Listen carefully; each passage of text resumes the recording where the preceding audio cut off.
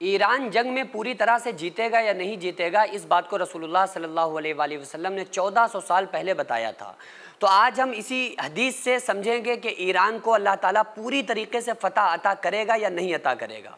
जबकि हम ये भी जानते हैं कि जो ईरान है वो एक शिया मुल्क है, और इस बात को लेकर कुछ लोग आपको ऐसे भी मिलेंगे जो ये कहते हुए नज़र आ रहे हैं इस टाइम कि वो शिया मुल्क है, हमारा तो उन लोगों से ताल्लुक़ ही कोई नहीं है। मेरे भाई, इख्तिलाफ़ अपनी जगह होते हैं, इख्तिलाफ़ात तो हो जाते हैं, इख्तिलाफ़ होना कोई बड़ी बात नहीं है, लेकिन उन इख्तिलाफ़ात को शर बना के उम्मत के सामने पेश करना ये बहुत बड़ी प्रॉब्लम है। तो इसलिए अगर कोई हमारे लिए लड़ रहा है और बैतुल मुक़द्दस के लिए लड़ रहा है, गज़ा के लिए लड़ रहा है, तो उसकी जो जंग की शुरुआत हुई, जो जंग छिड़ी, वही गज़ा के मुसलमानों के लिए हुई है। तो कम से कम इस इत्तिहाद की वजह से तो आप मुत्तफ़िक़ हो जाएं, कम से कम उसकी इस बात पर तो आप मुत्तफ़िक़ हो जाएं। इस बुग़्ज़ को, इस दुश्मनी को अपने सीनों से निकाल दो यार। जो इख्तिलाफ़ हैं वो हमारे दीनी वजह से हैं कि आपस में इख्तिलाफ़ात हो जाते हैं, इख्तिलाफ़ होना कोई बड़ी बात नहीं है, लेकिन ये थोड़ी है कि आप उनको गालियाँ बकना शुरू कर दें सिर्फ इस बेस पर कि ये हमारे फ़िरक़े के नहीं हैं। तो ये बहुत बड़ी जहालत है। इस तरह से लड़ना भिड़ना ये छोड़ना चाहिए कौम को, वरना बहुत जल्दी ये कौम तबाह व बर्बाद हो सकती है। आका अलैहिस्सलातु वस्सलाम ने इसके ताल्लुक़ से क्या फ़रमाया, वो उसको आप बहुत अच्छी तरह से समझ लीजिए, और इस बात से आप बहुत अच्छे से समझ पाएंगे कि आगे होने वाला क्या है।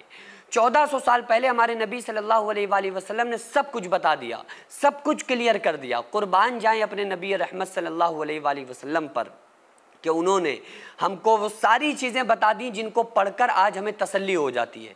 कितना सुकून मिल जाता है जब हम रसूलुल्लाह सल्लल्लाहु अलैहि वसल्लम की कोई हदीस सुन लें और उसके ख़िलाफ़ हम कुछ होता देखें, लेकिन हमें ये होता है कि भाई हमारे नबी ने जो हमें बताया है, हम तो सिर्फ़ आका अलैहिस्सलाम की बात को ही मानेंगे। जो हमारे नबी ने बतला दिया वही हमारे लिए पत्थर की लकीर है।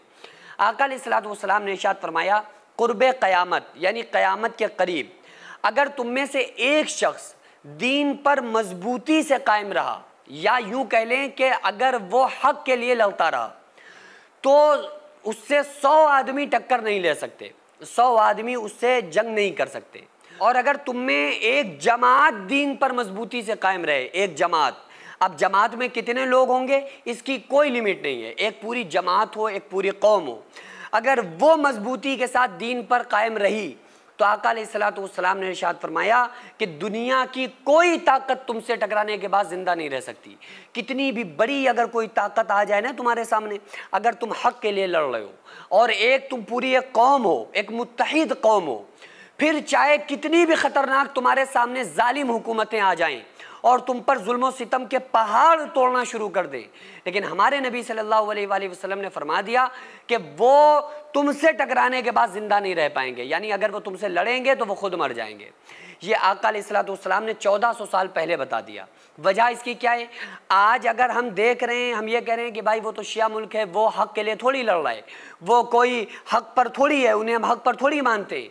तो हक़ पर होना या ना होना, ये अमल, जिन अमल की बुनियाद पर हम एक दूसरे पर फतवे लगाते हैं, जो उलमा लगाते हैं, ये आपसी वो इख्तिलाफात हैं जो शरई इख्तिलाफात हैं। लेकिन इस वक्त जो ईरान लड़ रहा है, इस वक्त जो ईरान जंग कर रहा है, इस वक्त ईरान गज़ा के मासूमों के लिए लड़ रहा है, इस वक्त जो ईरान लड़ रहा है उसकी वजह से मुसलमानों को अल्लाह ताला ने फ़तह अता की है।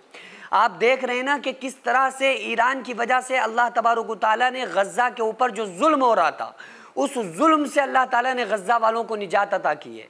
आपको पता है कि बैतुल मुक़द्दस के ऊपर जो लोग इस वक्त काबिज़ होना चाह रहे थे, वो लोग आज ससेटे बैठे सिर्फ़ और सिर्फ ईरान की ताकत की वजह से, सिर्फ़ और सिर्फ ईरान की मुत्तहिद कौम होने की वजह से कि वो मुत्तहिद कौम है। और हम यहाँ पे बैठकर सोशल मीडिया के ज़रिए से फूट डालने की कोशिश कर रहे हैं, हम इख्तिलाफ बर्पा करने की कोशिश कर रहे हैं। मेरे भाई, मैं हाथ जोड़कर आपसे गुजारिश करता हूँ कि हमारे अहले तशय्युअ से इख्तिलाफ हैं, आप मेरी क्लिप्स उठाकर देख सकते हैं, मेरे उनसे इख्तिलाफ हैं, लेकिन जो दीनी शरई इख्तिलाफ हैं वो इख्तिलाफ अपनी जगह हैं। लेकिन जो ईरान लड़ रहा है वो इस टाइम मुसलमानों के लिए लड़ रहा है, वो गज़ा के मासूमों के लिए लड़ रहा है, वो बैतुल मुक़द्दस अल्लाह के घर के लिए लड़ रहा है। तो जहाँ पर वो हक़ है तो कम से कम उसके साथ तो हमें वहाँ पर खड़े होना चाहिए ना, जहाँ पर वो हक़ है। तो बस ये इंतशार ख़त्म कर देना चाहिए, ये फ़िरका परस्ती ख़त्म कर देना चाहिए। इख्तिलाफ अपनी जगह है, लेकिन इख्तिलाफ को दुश्मनी ना बनाएं। इस टाइम अक्सर लोग मस्जिद और मदरसों को तोड़ना और गिराना चाहते हैं। तो ऐसे में हमारा फर्ज बनता है कि हम अपने मस्जिद और मदरसों को कानूनी तौर पर मजबूत बनाएं। इससे पहले भी मैं अर्ज कर चुका हूं कि ऐसे में हम एक ऐसा स्कूल प्लस मदरसा बनाना चाहते हैं जिसमें बच्चे स्कूल के साथ साथ दीनी तालीम, हिफ्ज, आलिम का कोर्स और कुरान पढ़ना सीख सके। इतना बड़ा काम अकेले बिल्कुल भी मुमकिन नहीं है। अगर आप चाहते हैं कि आपका पैसा सही जगह पर लगे और आप चाहते हैं कि आपको इसका सवाब कयामत तक मिलता रहे, तो फिर आप जरूर इस मदरसे, इस स्कूल में ताउन करें ताकि कयामत तक इसका सवाब आपको मिलता रहे। क्योंकि जब तक स्कूल और मदरसे में लोग पढ़ते रहेंगे, तालीम हासिल करते रहेंगे, जब तक इंशाअल्लाह ताला अल्लाह ताला आपको सवाब अता करता रहेगा। अगर आप चाहें तो अपने मरहूमीन के नाम से इसाले सवाब के तौर पर भी दे सकते हैं। तो उसके लिए सबसे पहले ऐसी जमीन की जरूरत है जिसमें हम ये प्रोजेक्ट तैयार कर सकें जो कानूनी तौर पर मजबूत माना जाए। तो इसलिए आप लोग कोशिश करें कि ज्यादा से ज्यादा ताउन करें और बार बार ताउन करते रहें ताकि हम अपने इस नेक मकसद में कामयाब हो सके। ये कोई फ्रॉड नहीं है, धोखा नहीं है। आप चाहें तो आप आकर खुद यहाँ पर विजिट कर सकते हैं, आकर देख सकते हैं कि अल्हम्दुलिल्लाह किस तरह से यहाँ पर काम होते हैं, किस तरह से दीनी काम, मिल्ली काम, कौम के काम, समाजी काम होते हैं। खुद आकर आप विजिट करके अपनी आंखों से देख सकते हैं। तो स्क्रीन पर जो आगाजिया वेलफेयर सोसाइटी का अकाउंट नंबर और स्कैनर नजर आ रहा है, इस पर आप ज्यादा से ज्यादा ताउन जरूर करें।